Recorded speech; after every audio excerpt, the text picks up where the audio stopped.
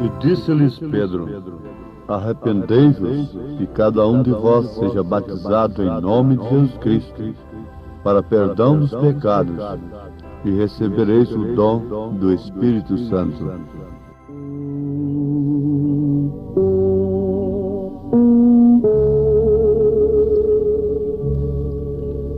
Ouvintes amados, coisa boa é nós associarmos as Escrituras à história, às Escrituras, e isto com a revelação do Espírito Santo. É muito fácil associar as Escrituras com a história e a interpretação, mas eu estou dizendo Escrituras, história e revelação. A história e a Escritura oferecem dois laudos, dependendo de nós. Um laudo é a interpretação humana que forma os credos, os dogmas. Do outro lado, ela oferece a revelação. Então, o necessário é termos, em primeiro lugar, as Escrituras, a Palavra de Deus, a história e a revelação do que está escrito e dos acontecimentos, isto é, o cumprimento do que está escrito. O cumprimento das Escrituras é que forma a história. Mas, como sempre, o homem natural não passa de um simples intérprete natural, e ele nunca percebe o que Deus faz no presente, mas sempre no passado e no futuro. Então, urge que tenhamos a revelação, que acima de tudo sejamos espirituais, tenhamos o Espírito Santo. Por exemplo, nas Escrituras, o batismo em nome do Pai, do Filho e do Espírito Santo, ordem expressa de Jesus Cristo, em Mateus, capítulo 28, versículo 19, é obedecido pelos apóstolos, em Atos 2, 38, e demais referências como Atos, capítulo 8, Atos dos Apóstolos, capítulo 10, Atos dos Apóstolos, capítulo 19, Atos dos Apóstolos, capítulo 22. Então, Mateus 28, 19, é obedecido pelos apóstolos. De que maneira? Usando o nome do Pai e do Filho e do Espírito Santo. Este nome, conforme nós temos escrito na carta aos Hebreus, é manifestado pelo próprio Jesus Cristo.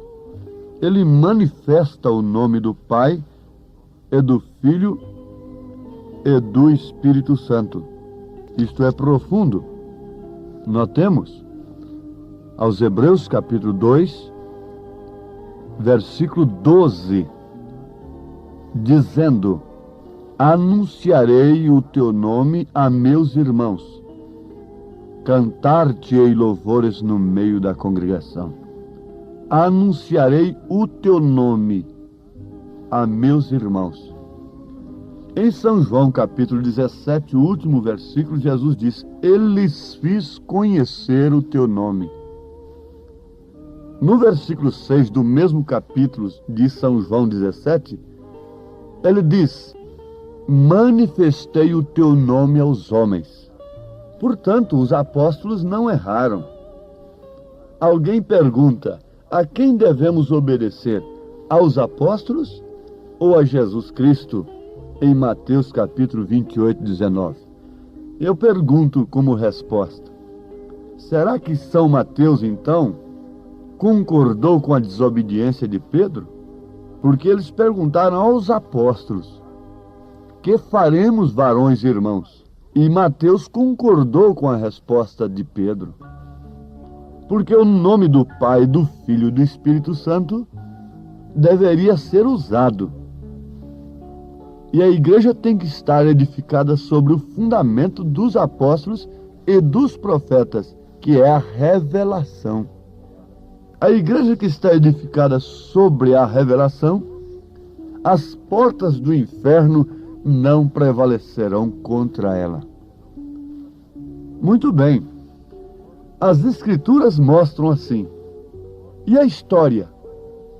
A história não pode falhar. A história mostra a perversão da verdade e mostra também o cumprimento da verdade.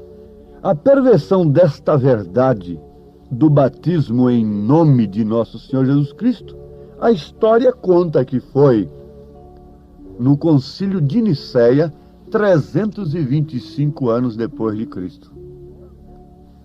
E a mesma história tem um documento publicado na revista Time, exemplar de 5 de dezembro de 1965. Buscar a revista Time, 5 de dezembro de 1965. Você vai encontrar ali a publicação naquela revista Time, que existe um documento em Roma que relata o seguinte. Esse documento é no ano 100 AD, que o diácono levantou sua mão e Públio Décius entrou pela porta do batistério. Em pé, com água pela cintura, se encontrava Marcos Vasca. Eles estavam rindo enquanto Públio descia para dentro d'água, postando-se ao seu lado. A pergunta foi essa: credes? Credo, respondeu Públio. Eu creio que minha salvação vem de Jesus o Cristo, que foi crucificado sob Pilatos. Com ele eu possa ter a vida eterna. Foi a confissão daquele que estava sendo batizado. Diz o relato, o documento que existe em Roma. Eu estou lendo isto. Então ele sentiu braços fortes, suportando-o, enquanto se deixava cair para trás dentro do batistério, e ouvia a voz de Marcos, voz em seus ouvidos: eu te batizo em nome de Jesus Cristo. Enquanto a água fria se fechava sobre ele.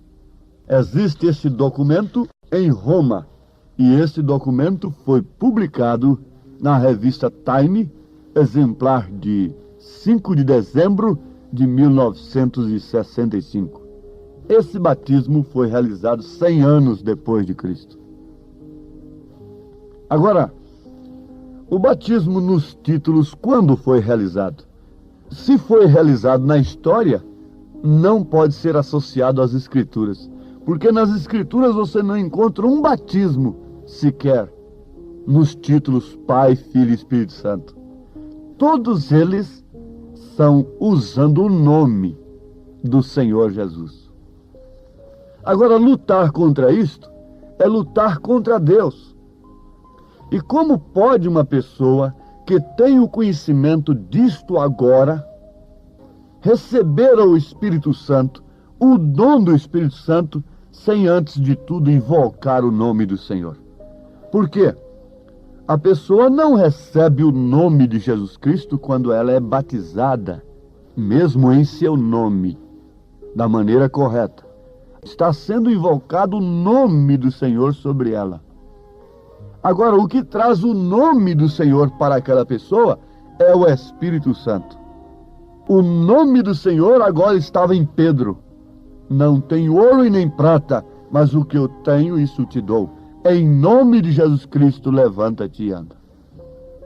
Eu creio que isto combina com as Escrituras, combina com a história, porque é a revelação. Sem a revelação, você não pode conciliar a história com as Escrituras. E a única maneira de descobrirmos onde a história apresenta o fato real e o fato pervertido é tendo a revelação, associando-a com as Escrituras. Se você conhece na história um batismo nos títulos, Pai, Filho e Espírito Santo, você não pode conciliar aquilo com as Escrituras, se você tem a revelação. Agora, existe um técnico, um teólogo que pode fazer isso. Essa é a interpretação. Mas pela revelação você não encontra associação da história com as Escrituras, quando a história registra a perversão de uma verdade. Agora, quando a história registra o fato real da verdade, o cumprimento da verdade, acontece como acabamos de citar, o que foi publicado na revista Time, sobre um documento que existe em Roma, de um batismo realizado 100 anos depois de Cristo.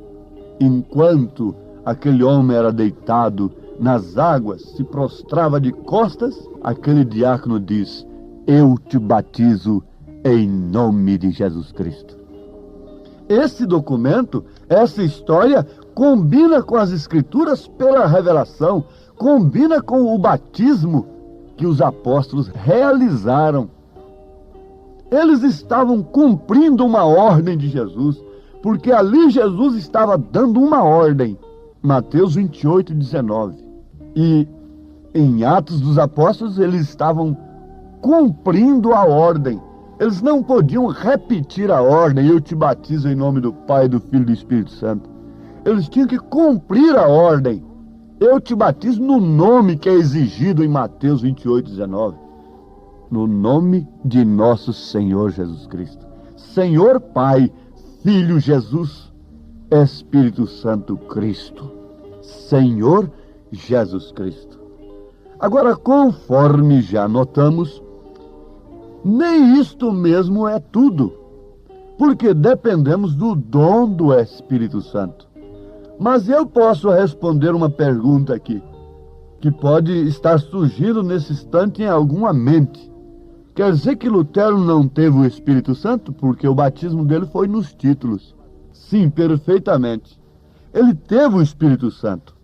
Os pastores que têm o resumo das 7 eras, podem ler lá na última página, por aí, que vocês vão encontrar o profeta dizendo que Lutero tinha o Espírito Santo.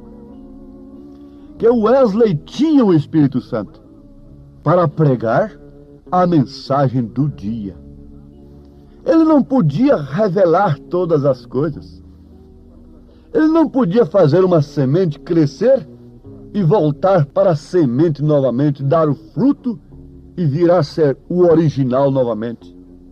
Ali era broto. Ele não podia trazer tudo. Por isso ele tinha uma porção da palavra, e é o que o Espírito Santo estava nele, usava.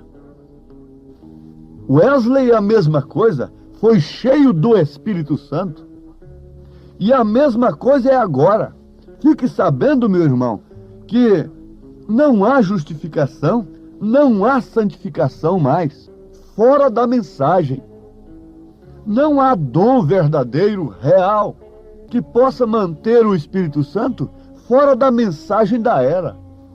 De maneira alguma, os dons carismáticos têm expulsado a Cristo da igreja, e por isso Laodiceia é rica, tem dons, tem cura, tem tudo, e grandes pregadores. Por isso também a língua estranha está simbolizando morte na parede do Belsazar, que tem misturado as coisas de Deus com as coisas do mundo. Quem conhece a Bíblia está entendendo perfeitamente a linguagem. o que aconteceu lá em Daniel, que é o Apocalipse do Velho Testamento, está acontecendo justamente agora no Apocalipse do Novo Testamento. A língua estranha está escrita na parede, decretando a sentença daqueles que têm misturado as taças de Deus, as coisas de Deus com o mundo. E não significa outra coisa senão morte, morte, morte. Quando o nome é invocado, você já foi batizado em nome de Jesus Cristo? Não fique somente nisto, e você não passaria de um unicista. Você deve receber o dom do Espírito Santo, concluindo o que nós dizíamos sobre justificação e santificação. O Espírito Santo só está na mensagem do dia. Portanto, nenhuma organização religiosa, nenhum sistema hoje justifica, santifica, batiza com o Espírito Santo. Somente o Espírito Santo através da palavra do dia. Ninguém seria salvo fora da mensagem de Lutero no seu dia. Ninguém era salvo fora da mensagem de Wesley no seu dia. Ninguém pode ser santificado, justificado, se arrepender verdadeiramente de seus pecados e ser santificado e receber o Espírito Santo fora da mensagem que Deus nos enviou neste dia. Porque este é o complemento. Eles tinham o Espírito Santo? Tinham perfeitamente. Para a justificação pela fé, para a santificação, para os dons espirituais. Mas e agora?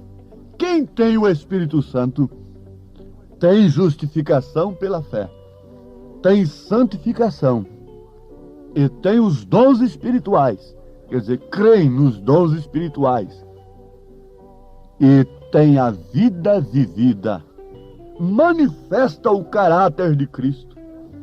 O que está escrito nos faz empolgar.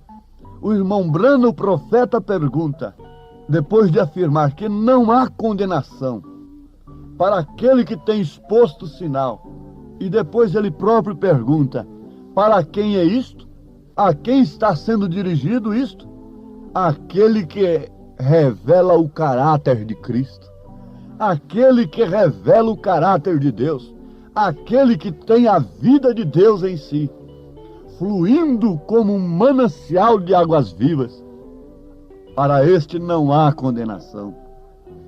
Então não vamos pensar que o Espírito Santo poderia simplesmente, hoje, nos justificar, o que seria o suficiente, como se nunca tivéssemos pecado. Veja como a justificação tomou uma coisa tremenda, um sentido tremendo. Justificar, como se nunca tivéssemos pecado. A nossa alma fica branca como a neve. Nos manter limpos, vazios do mundo, o sangue de Jesus Cristo. Nos santificando, isto é, sobre nós, e a nossa perfeição em relação a Deus é de fato perfeita. Não em relação ao mundo, porque o mundo, quanto mais perfeito nós formos, mais ele nos chamará de fanáticos e de loucos e de imperfeitos. Assim aconteceu com Jesus. Então, está aqui uma obra completa do Espírito Santo. Ou você é justificado, santificado e tem o Espírito Santo, ou então você está perdido, você não tem nada. Não vai se iludir que você é justificado e santificado apenas. Não vá se iludir com uma doutrina como esta, porque ela não tem base na mensagem do profeta, nem tampouco nas Escrituras. Não se iluda com isto, porque a obra é consumada pelo Espírito. Se você ainda não tem a experiência, então lute desesperadamente até descobrir esse marco, essa estaca que deve estar dentro de você mesmo, para quando vier uma dúvida em sua mente, você poder estar seguro nessa estaca. Porque os ismos virão, cada um procurará dizer uma coisa, diz o profeta, Mas você tem que saber em quem tem crido. Você tem que saber quem é você. Em nome de Jesus Cristo. Amém, Senhor. Amém.